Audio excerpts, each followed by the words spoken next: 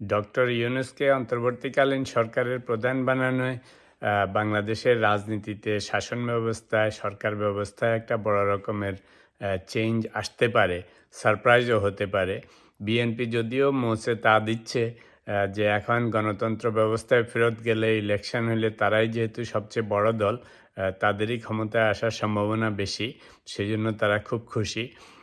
আওয়ামী লীগও হয়তো মনে মনে বলতেছে যে যদি বিএনপি ক্ষমতায় যায় আবার তারা একসময় ২-১ বছর পর থেকে তো আন্দোলনে ফেরত আসতে পারবে, কারণ গণতন্ত্রে everything is possible.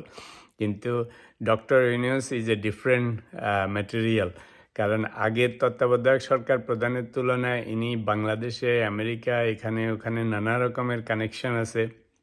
He knows the mechanics of politics, local এবং ইন্টারন্যাশনাল।